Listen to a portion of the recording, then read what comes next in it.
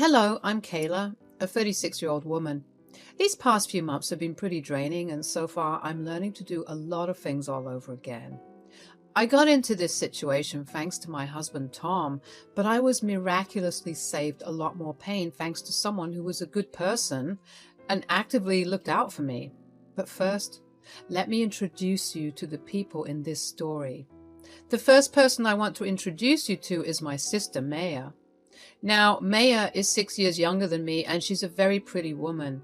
Growing up, we struggled a lot to get along, mostly because I was your classic nerd and she was a popular diva. She always made it a point to pick on me and for some reason seemed jealous of me at all times. My mom tried her best to alleviate all the tensions between us, but that didn't really work. When I moved out for college, she didn't really talk much, but after I graduated and when she was in her teens, we began to talk once again. Well, our relationship got a bit better, but we weren't the closest still. That was the best our relationship was ever going to get, and I was okay with that. The next person I'll introduce you to is my ex-husband, Tom. We met through work and clicked very easily. We dated for around 3 years before deciding to get married. We worked hard and managed to buy our first house together, although since I was the one making more money, the mortgage and deed were in my name. After about 2 years of marriage, Tom asked me if we could have children. Honey, I was wondering about something and I need you to think about this with an open mind. All right, what is it? I've been thinking that we've been together for a while now and maybe we could start a little family of our own. Tom, you know how I feel about that. I know, but we have the money for it and it would be really cute for us to have a couple of mini-me's running around, don't you think? Yeah, but they're a lot of work and responsibility. We're the most hardworking and responsible people we know. Come on. Give me some time to think over it, okay? I promise I'll do everything to help take care of them. Just remember that, okay? Even though I wasn't keen on having kids, I gave in because Tom kept bringing it up for a year. We had a son first, and then 3 years later we had our daughter. Initially, Tom was very helpful, but that quickly changed. Suddenly, I was responsible for taking care of everything at home, including the kids. After our first child, Tom insisted that I stop working because he had gotten the promotion which allowed him to earn more than me. I tried to fight him on it for the longest time, but I decided that it wasn't a hill I wanted to die on and made peace with my new life. Considering I would get pretty bored doing not much at home, I took to a new hobby, hosting dinners. I would invite my mom and sister a lot because they lived closer, and my mother-in-law, Megan, whenever she was in town. Eventually, I began to feel comfortable in my new life. I got to spend a lot of time with my family, and that made me happy. Tom and I were doing okay. I had been going through some trauma after giving birth to our second child, where I almost died, so that did have some effect on our relationship. I didn't think anything else was wrong, but oh, how wrong I was. I was cleaning the house and my room to be more clear when I happened to come across a pair of panties that I knew were not mine. I felt my heart drop as I stared at the underwear. The only question running through my mind at that point was I not enough for him? I knew that I had been behaving differently, but I had just given birth to our second child, and sure, it had been over a year since that happened and I was still feeling the effects of the birth.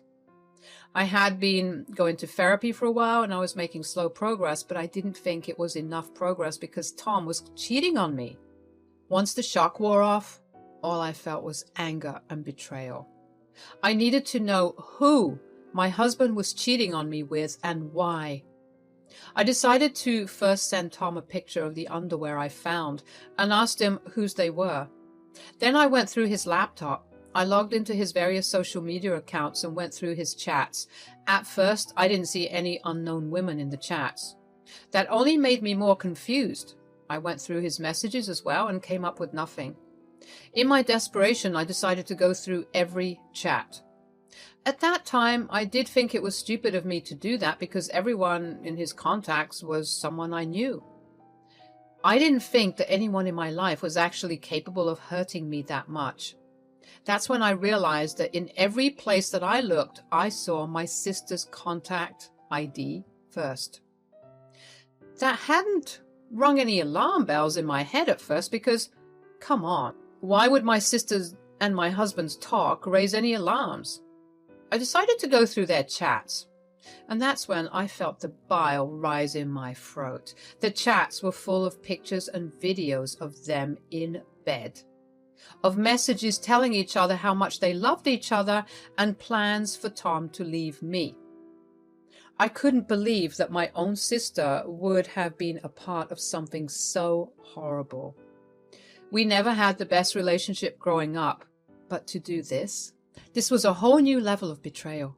The first thing I did was actually throw up because I was just so incredibly disgusted by both of them. The second thing I did was call Tom, but he didn't pick up. I called him a few times, but he didn't answer, so I called my sister Maya. Hey, what's up? Don't hey, what's up me. Geez, what's got your panties in a twist? I don't know about mine, but I do know that I'm staring at a pair of yours in my bedroom right now. Oh? Have you been sleeping with Tom? Oh, yeah, for a while now. Why? Kay, come on, all of us know that you've gotten a bit boring. So you chose to sleep with my husband? Did the fact that I'm your sister not even stop you? Look in my eyes. I was doing you a favor. I was getting Tom off your back so you could focus on taking care of your kids. Are you okay in the head? That's the dumbest crap I've ever heard. Look, we didn't mean for it to spiral this far, okay? I only did it because he kept making advances at me, and then... He's a lovely guy, Kay. Yes, but he was my husband. Why would you actively take part in destroying our family? I just want what's best for Tom, okay? If I'm the best for him, then so be it. You are a disgusting human being. I cut the call after that. I couldn't believe her audacity. I just laid in bed and cried for a long time. I didn't think my life would have ever come to that point. At some point, my youngest child woke up and began crying for food, so I busied myself with taking care of her. I felt like a shell of a human being as I carried on with the rest of my day. I couldn't let my kids know that something was severely wrong. That was not something for them to worry about. I picked up my oldest from school and made dinner for the three of us. The kids kept asking where their dad was, and I had no answer to give them. I lied and told them that he was working late. At some point, though, my anger morphed into concern. It was nearing 11 at night, and Tom hadn't gotten back home yet. I tried calling him multiple times again and got no response.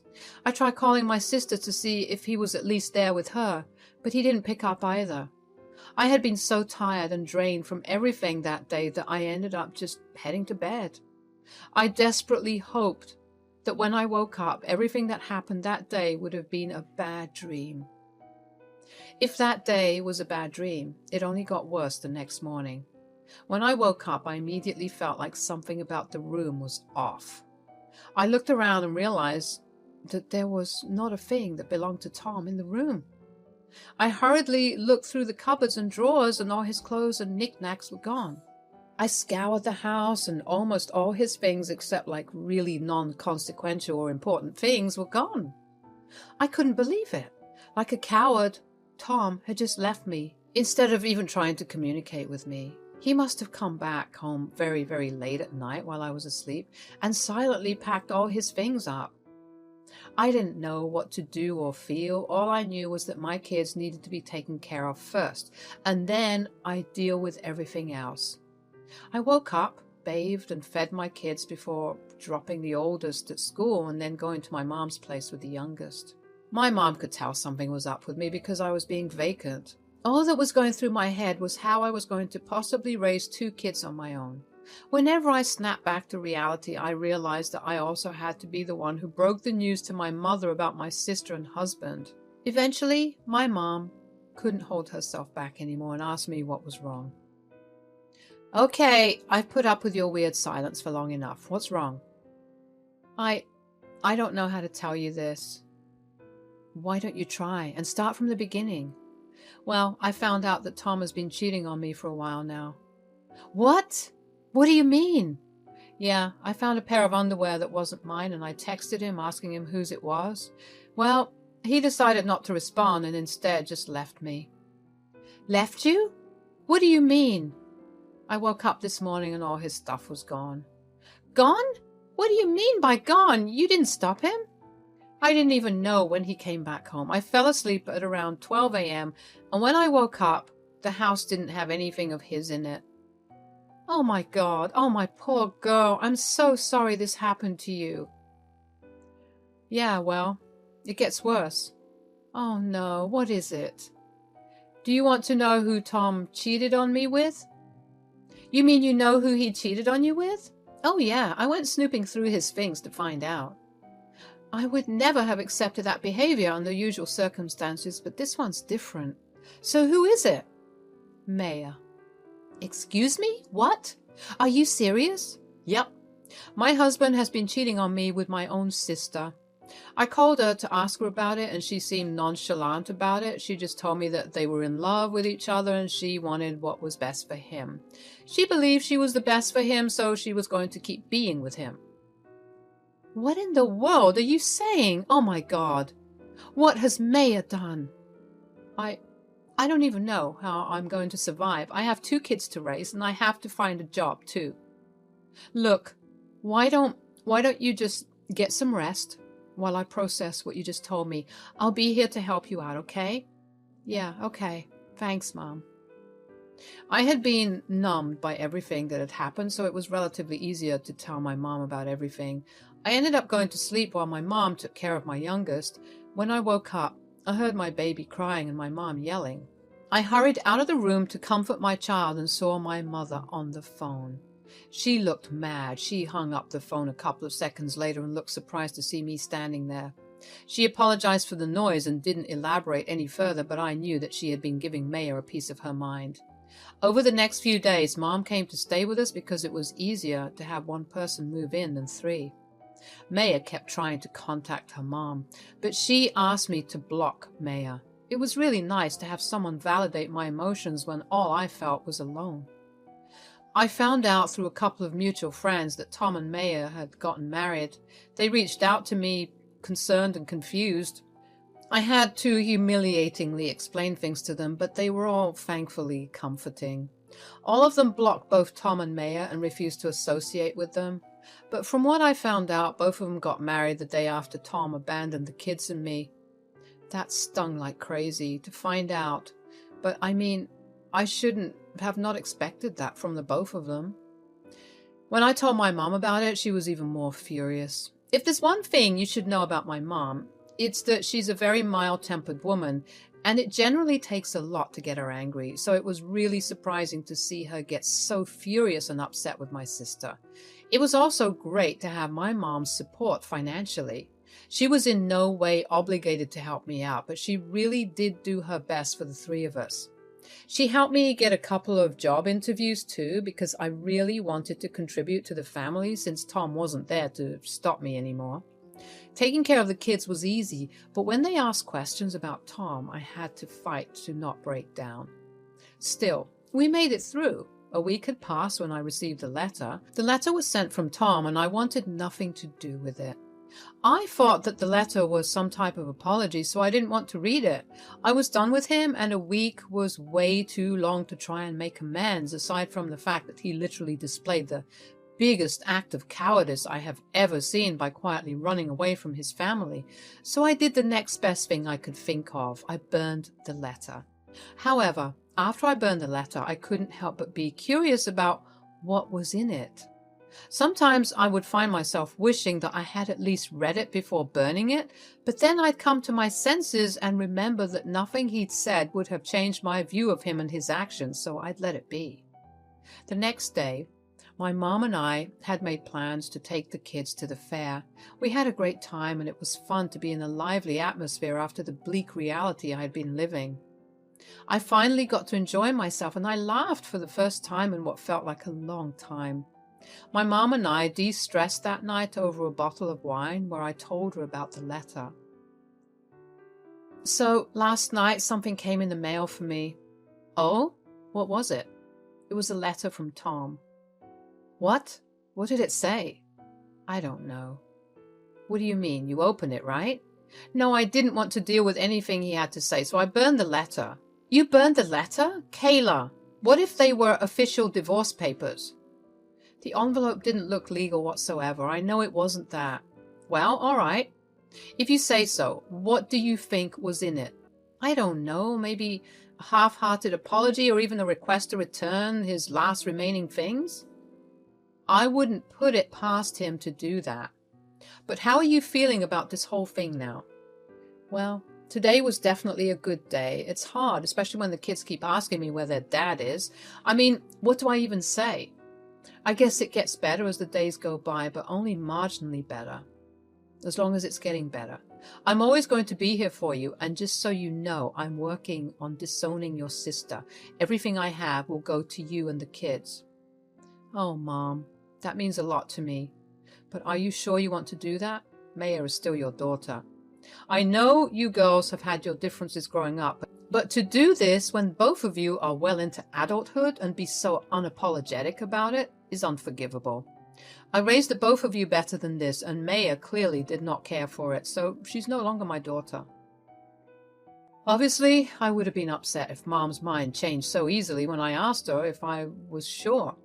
But I knew that Maya was still a baby that she had birthed. I mean, I could never imagine how hard it must have been for my mom to do that, because I could never imagine doing that to my kids.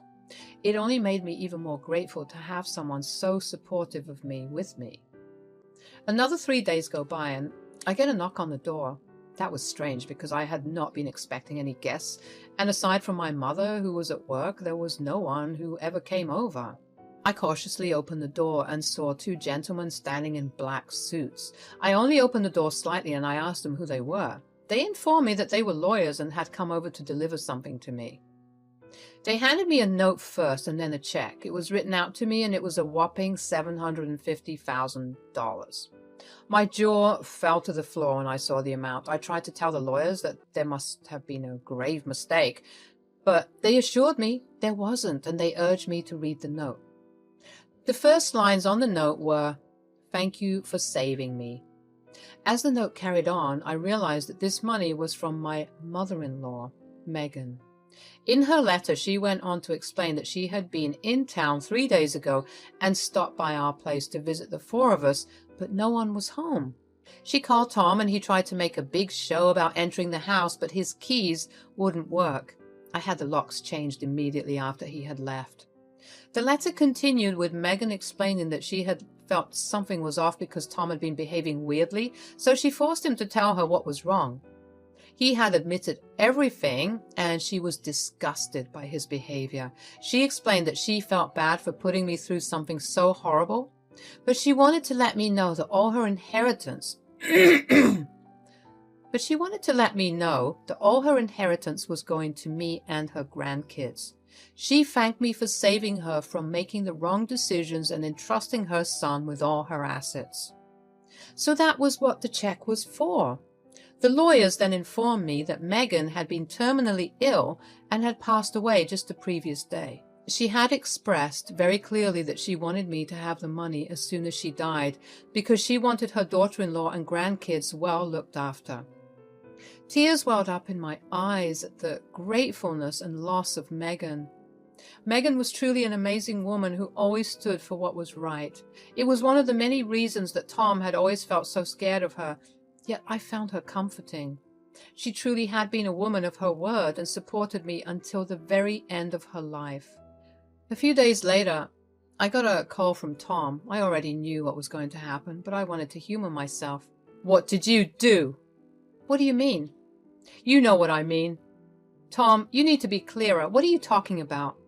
"Why weren't you at home that day? I specifically asked you to do that." "When did you ask me?" "I sent you a letter asking you to just play along with our old selves while my mom visited for that day." "Oh, is that what the letter said?" Did you not read it? No, I burned it before I could read it. You robbed me. My mother was going to make my life easier with the inheritance, but you stole it because you're a selfish person. That's really rich coming from you. You abandoned your family and only contacted me when it involved your inheritance.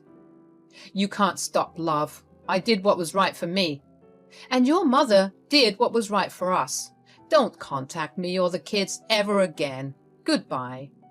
After that, things moved pretty quickly. I had served Tom with divorce papers, and I was also granted full custody of the kids.